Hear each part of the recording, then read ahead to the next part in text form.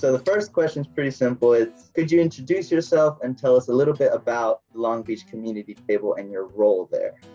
My name is Kristen Cox. My role is executive director and founder. Well, honestly, it goes back about 8 years. I ran a presidential campaign locally.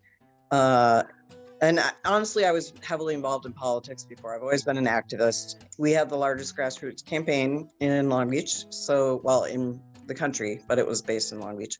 And got to know a ton of activists that were also really enthusiastic about the needs of the community and that kind of thing. So we started doing things like going to Standing Rock and fighting the oil pipelines, going to hurricane victims and so on. And then eventually we just were like, Long Beach has its own problems. We could just stay put and take care of things here.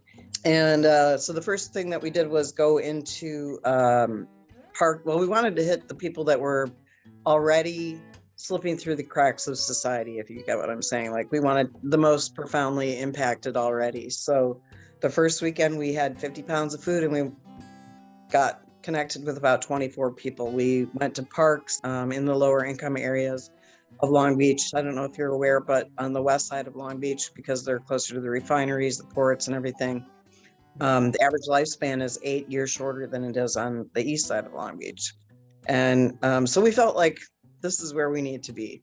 And from there, that grew to, we now are up to 8 parks a weekend, 4 on Saturday, 4 on Sunday. We also go to encampments and a lot of the people that work for us are recently released from prison.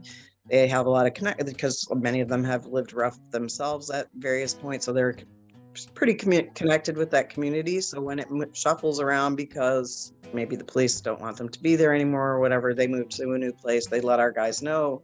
We bring them food, clothing, and hygiene products, and everything from rain ponchos, which looks like they might get used soon, socks, toothbrushes, deodorant, razors, clean clothing. In fact, I'm washing clothing right now. You can probably hear that in the background. Then when COVID hit, we were already starting to do homebound deliveries for people that were like, maybe they had cancer or they were immune suppressed or whatever, and they couldn't get into they couldn't get to fresh food, not like Meals on Wheels, but we would bring them raw produce and proteins and whatever else they needed.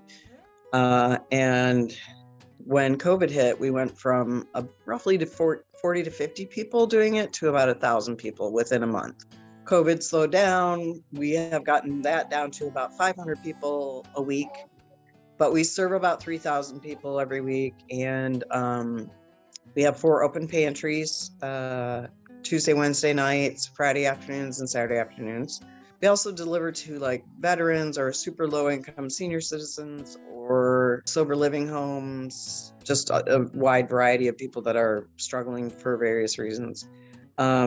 People in transitional housing that were unhoused but now are living like in motels or whatever. And then we started getting really into gardening, sustainability, because we're heading towards these massive food shortages, and we wanted to prepare people as much as possible to at least be able to supplement their food sources.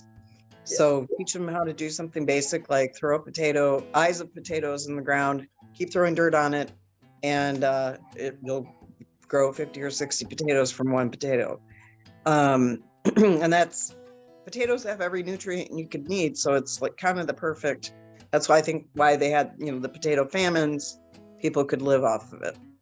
They might get a little tired of potatoes, but at least they can live on it,